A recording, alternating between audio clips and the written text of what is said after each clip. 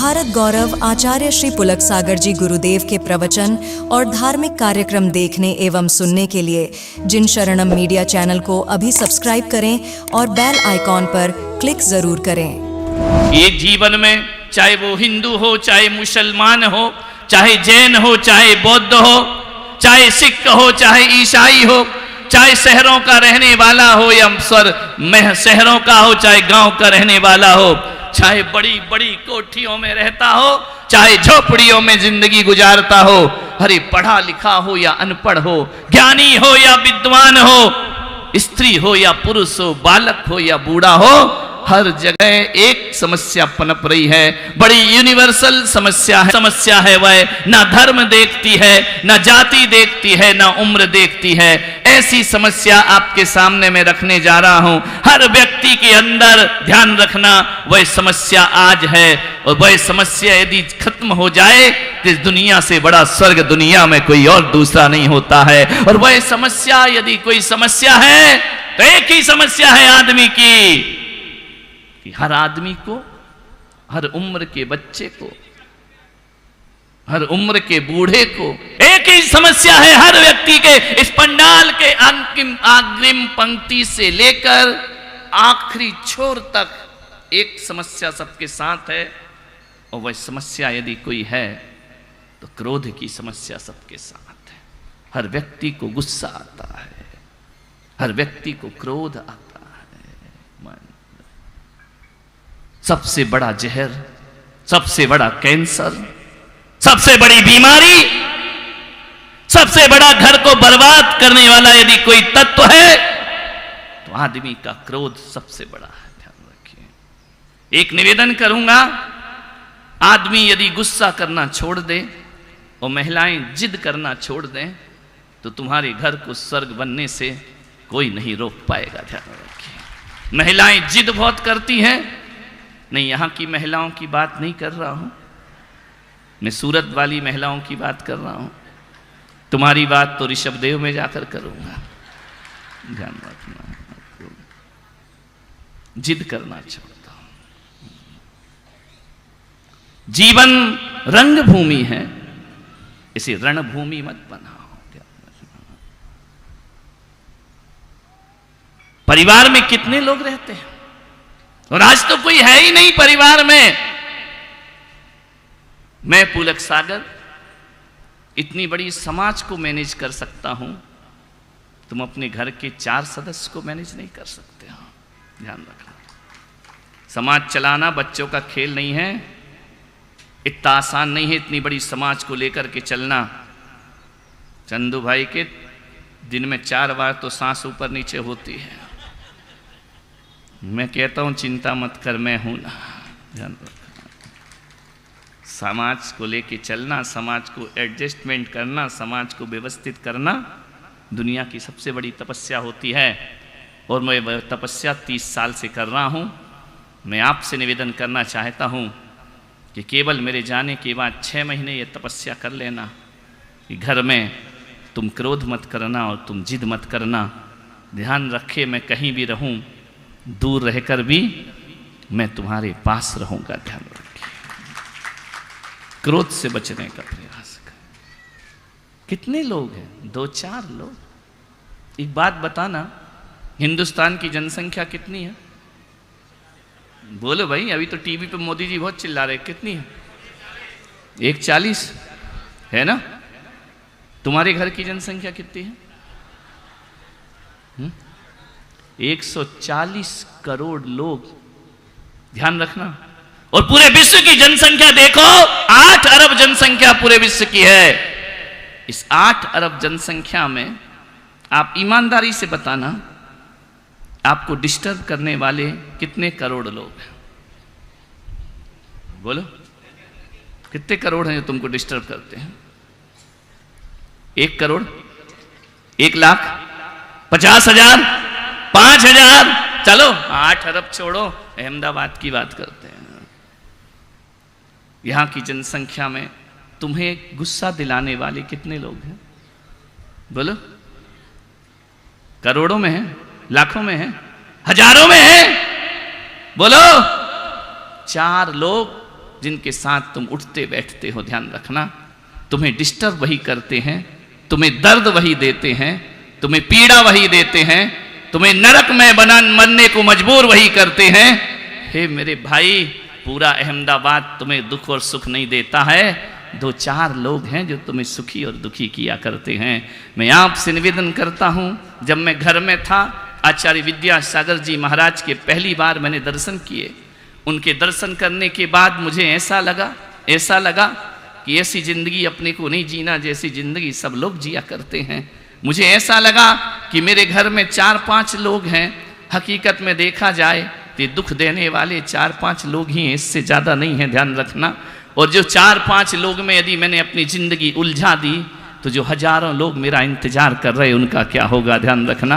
जो हजारों लोग मुझे पलकों पे बिठाने को तैयार हैं, हजारों लोग मुझे हृदय में बिठाने को तैयार हैं, मैंने उस दिन निर्णय लिया कि नहीं, ऐसी जिंदगी नहीं जीना है। 4 लोगों में जीवन बर्बाद नहीं करना है, हजारों लोगों में अपनी जिंदगी को महान बनाने का प्रयास करना है। 4 लोगों में जुड़े रहते हो, 4 लोगों के पीछे पड़े रहते हो, उन 3-4 लोगों में पूरी अपनी जिंदगी को हराम कर देते हो। ये 3-4 लोग ही शुगर बढ़ाएंगे, ये 3-4 लोग ही बीपी बढ़ाएंगे, ये 3-4 लोग ही अटैक दिलाएंगे, ध्यान रखना है। ये 3-4 मास निवेदन करता हूं, 3-4 को संभाल लो बस। एक बीबी, एक ही है ना? नहीं, चुप हो गए तुम लोग जैसे मैंने कुछ गलत बोल दिया।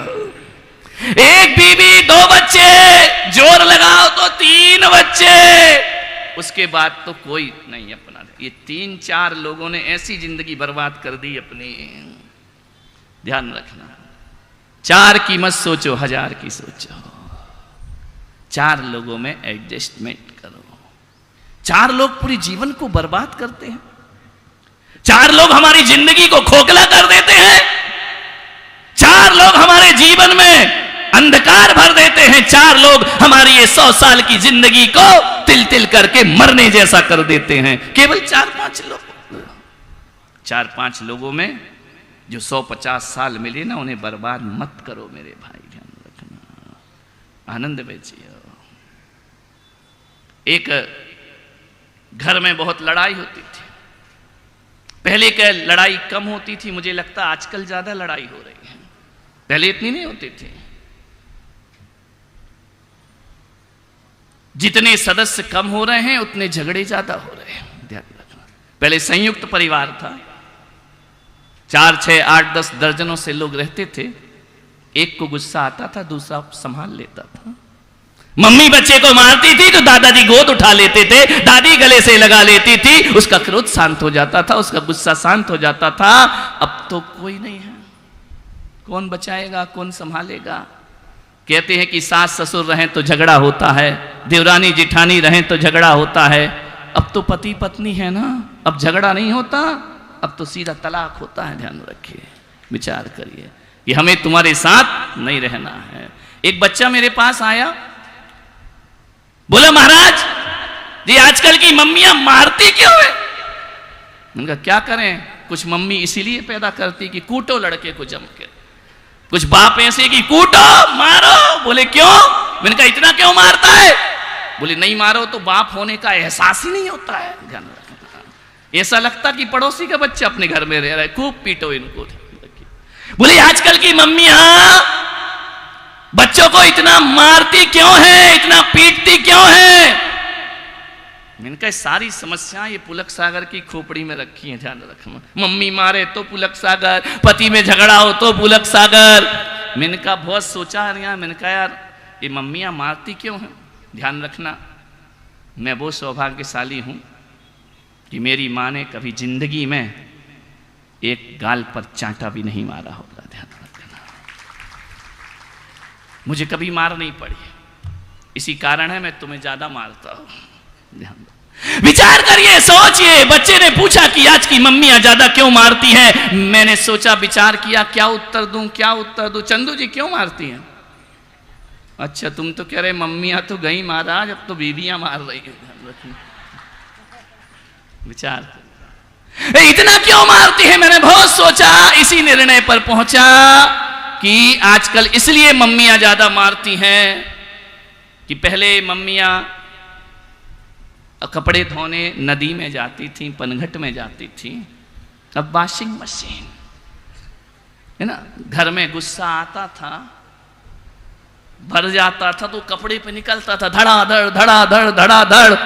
अब कपड़े धोने तो जाती नहीं है, वॉशिंग मशीन है, ले दे के पप्पू पे सारा गुस्सा उतर जाया करता। बोई कभी देखना, विचार करना, पति पत्नी झगड़ते हैं, आफत बच्चों की आती है।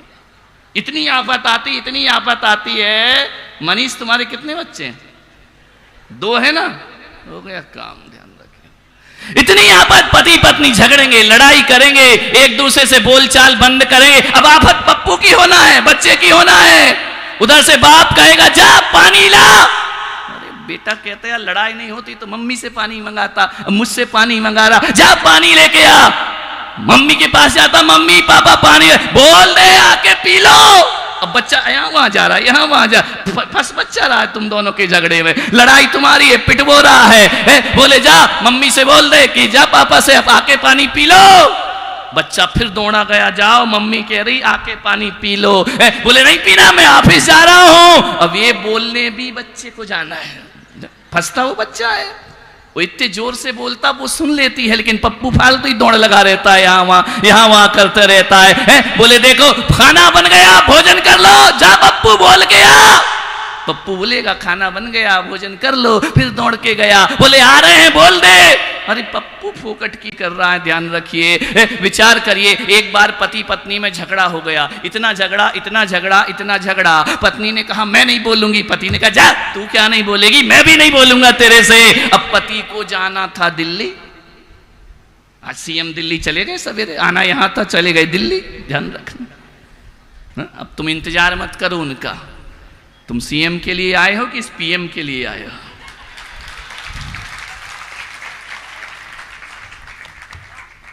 पीएम यानी पुलक महाराज,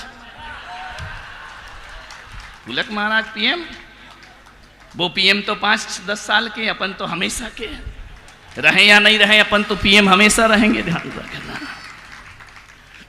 और सीएम यानी चंदू और मनीष, इन दोनों को जोड़ो तो सीएम।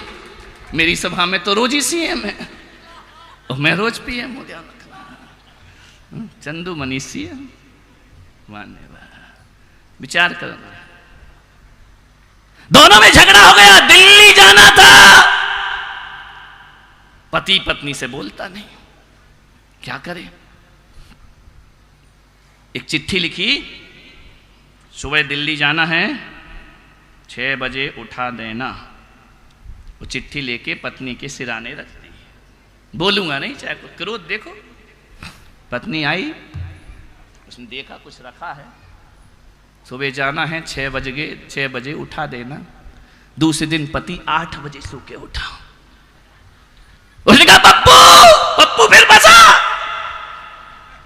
वैसे भी पप्पू फंसा ही है, समझ गए क्या कर सकते? एक बहू ला नहीं पाए, इतने सारे बहुमत इकट्ठे करके चल रहे हैं। इतनी सारी फौज लेके कैसे राज करेगा मेरे भाई? यहाँ तो एक पत्नी में घर नहीं संभलता, इतने दल लेके चलेगा तो दल में फंस जाएगा। वहां तो हर महीने में 6 महीने में प्रधानमंत्री बनाना पड़ेगा। उसने कहा कि क्यों? मेरी ट्रेन निकल गई, मेरी फ्लाइट निकल गई, 6 बजे उठाने को कहा था। पत्नी ने दूसरा पर्चा रख दिया था, 6 बज गए उठ जाओ। हम भी काहे को बोले, ध्यान रखना। तुम नहीं बोलते तो हम भी नहीं बोले, 6 बज गए। ऐसी स्थिति हो जाती है कभी कभी। मैंने कहा पहले क्रोध जो होता है ना, हमेशा अपने से नीचे तरफ जाता है, ध्यान रखना। क्रोध की गति यही है, ऊपर का क्रोध हमेशा नीचे जाएगा।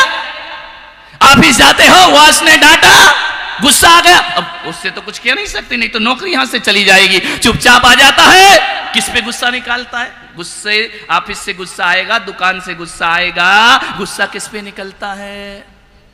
बीवी पे। बीवी भी कौन सी? ऋषभ देव की, अहमदाबाद की है, वो भी काहे को गुस्सा रखेगी? उसको गुस्सा आता है, वो सारा गुस्सा। पप्पू स्कूल से आता है, उस पे निकाल दिया करते हैं। अब बच्चा भी क्या करे, इतना गुस्सा आता है, इतना गुस्सा आता है उसको कि गुस्सा पूरा नौकरानी पे निकाल दिया करता है। अब नौकरानी क्या करे, उसे इतना गुस्सा आता है, इतना गुस्सा आता है, पटक पटक के बर्तन साफ करती है गुस्से में। मैं कहता हूं जिसकी नौकरानी बर्तन अच्छे से साफ ना करती हो, थोड़ा सा गुस्सा दिलाना, उस दिन बहुत अच्छे से साफ करेगी। लेकिन सावधान रहना, बर्तन कांच के नहीं होना चाहिए। रुमाल कहां गए? मान्यवर, इसमें रुमाल निकाल। विचार करिए, क्रोध हमेशा नीचे की तरफ आता है। क्रोध ऐसी समस्या है जो पहले भी क्रोध आता था, आज भी क्रोध आता है, आगे भी क्रोध आता है। लेकिन क्रोध की एक पहचान है। क्रोध जब भी आता है, क्रोध पागलपन है।